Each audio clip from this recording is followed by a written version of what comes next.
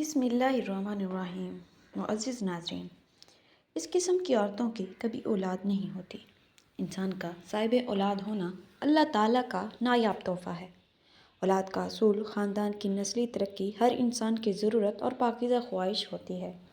ایک شادی شدہ جوڑے کی خوشیاں اس وقت تک ادھوری رہتی ہیں جب تک اس کی گود میں اولاد جیسی نعمت موجود نہ ہو۔ بحیثیت مسلمان ہمارا ایمان اور یقین ہے کہ نیک اور صالح اولاد اپنی والدین کی بڑھاپے میں سہارے کے ساتھ ساتھ آخرت میں ان کی بخشش کا ذریعہ ہے۔ بے اولاد کا جب بھی ذکر آئے تو ہمارے ذہنوں میں یہ خیال آتا ہے کہ بے اولادی کی وجہ عورت ہی ہوگی۔ اس وجہ سے بہت سے خاندان پریشان رہتے ہیں، خاص طور پر خواتین جن کی اولاد نہ ہونے سے ان سے جینے کا حق بھی چھین لیا جاتا ہے، جبکہ یہ ہرگز ضروری نہیں کہ بے اولادی کی وجہ صرف اور صرف عورت ہی ہو سکتی ہے۔ بے اولاد ہونے کی وجہ مرد حضرات بھی ہو سکتے ہیں۔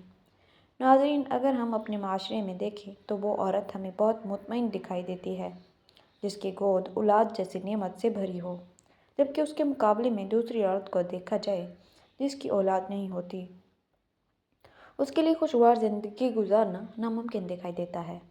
آج کی ویڈیو میں ہم آپ کو 7 ایسی عورتوں کے بارے میں بتائیں گے جو کبھی اولاد پیدا نہیں کر سکتیں۔ یہ سب جاننے کے لیے اس ویڈیو کو آخر تک ضرور دیکھیں۔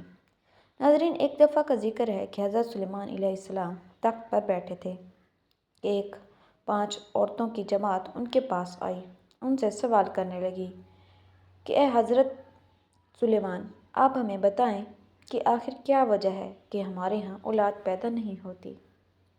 تو حضرت سلیمان علیہ السلام نے جنات سے پوچھا کہ بتاؤ آخر کیا وجہ ہے کہ ان عورتوں کے ہاں اولاد پیدا نہیں ہوتی؟ تو جنات نے بتایا کہ 7 قسم کی عورتوں کی کبھی اولاد پیدا نہیں ہوتی، جن میں سب سے پہلی عورت وہ ہے جس کی رحم ابھری ہوئی ہو، یعنی اس کی بچہ دانی الٹ جاتی ہے، جس کی وجہ سے مادہ اپنی جگہ پر نہیں ٹھہرتا، اور ایسا ہونے کی وجہ سے اس کی اولاد پیدا نہیں ہوتی۔ اس عورت کی نشانی یہ ہے کہ جب اس سے ہم بستری کی جاتی ہے تو اس کے سر میں درد شروع ہو جاتا ہے۔ دوسری وہ عورت جس کی رحم میں ہوا بھری ہوتی ہے، یعنی اس کا منہ اوپر سے بند ہو، اس عورت کی نشانی یہ ہے کہ جب اس سے ہم بستری کی جاتی ہے تو اس کے جسم میں درد ہوتا ہے، اس کے چہرے کا رنگ اتر جاتا ہے۔ جن عورتوں کی اولاد پیدا نہیں ہوتی، ان جیسی عورتوں کی تیسری علامت یہ ہے کہ ان کے رحم میں گوشت زیادہ ہوتا ہے، جس کی وجہ سے رحم کا منہ بند ہو جاتا ہے۔ عام طور پر یہ شکایت موٹی عورتوں میں دیکھی جاتی ہے، اور اس کی نشانی یہ ہے کہ جب وہ ہم بستری کرتی ہیں تو ان کی ریڑھ کی ہڈی میں درد ہوتا ہے، اس وجہ سے وہ بچہ پیدا نہیں کر سکتی۔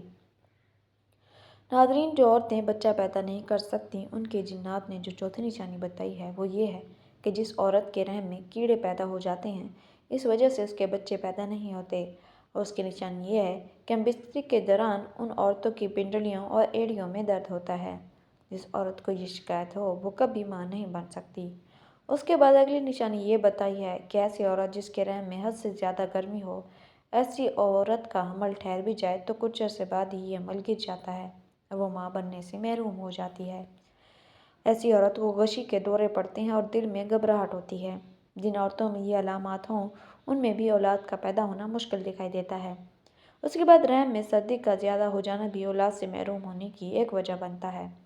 اس کی نشانی یہ بتائی گئی ہے کہ ایسی عورت کے سینے میں درد رہتا ہے، اور آخری نشانی جنات کی جانب سے ان عورتوں کے بارے میں بتائی گئی جن کی اولاد پیدا نہیں ہوتی۔ ان پر جنات عاشق ہو جاتے ہیں اور ان پر آسیب کا سایہ رہتا ہے۔ ایسی عورت کا جب بھی حمل ٹھہرتا ہے جنات اسے مار دیتے ہیں۔ اس عورت کی نشانی یہ ہے کہ اسے ہم بستری کرتے ہوئے درد تو محسوس نہیں ہوتا، لیکن ہم بستری کرتے ہوئے اسے دوسری عورتوں کی طرح لذت محسوس نہیں ہوتی۔ یہ وہ 7 عورتیں ہیں جن کے بارے میں حضرت سلیمان علیہ السلام کی بارگاہ میں آنے والی ان 5 عورتوں کو بتایا گیا کہ آخر ان کی اولاد کیوں نہیں ہوتی۔ ناظرین، بانجھ پن عورت صرف عورتوں میں نہیں ہوتا بلکہ مردوں میں بھی بانجھ پن ہوتا ہے۔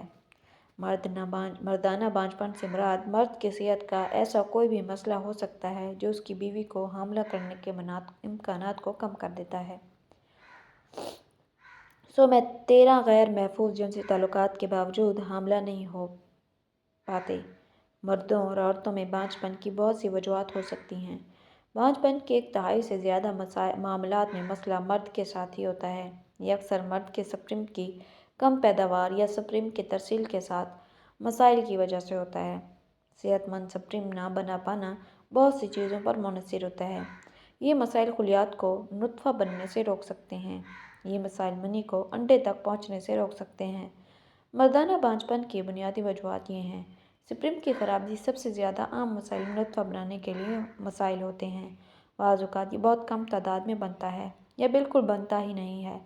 مرد کی طرز زندگی کا انتخاب سپرم کی تعداد کو کم کر سکتا ہے، جیسے ہی چرس اور سگریٹ پینا، شراب پینا اور نشہ آور گولیوں کا استعمال کرنے سے بھی سپرم کی تعداد کم ہو سکتی ہے۔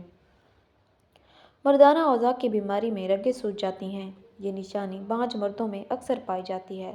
سوجی رگیں خون کی نکاسی کو روک کر سپرم کو نقصان پہنچاتی ہیں، جس سے اندرونی انزال ہو جاتا ہے، اور اندرونی انزال اس وقت ہوتا ہے جب منی جسم کے پیچھے کی طرف چلی جاتی ہے، عضو تناسل سے نکلنے کی بجائے آپ کے مثانے میں چلی جاتی ہے۔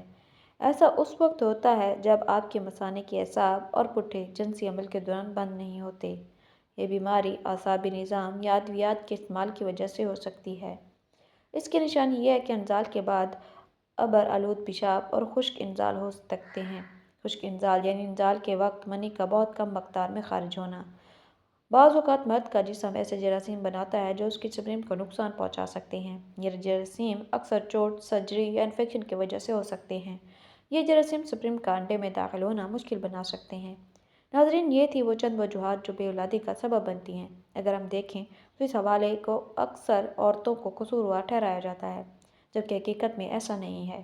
عورتوں کی بجائے کبھی مردوں میں بھی یہ نقص ہوتا ہے، لیکن ہمارا معاشرہ اس بات کو ماننے سے قاصر دکھائی دیتا ہے اور اس بات کو تسلیم نہیں کیا جاتا، جو بالکل ایک غلط بات ہے۔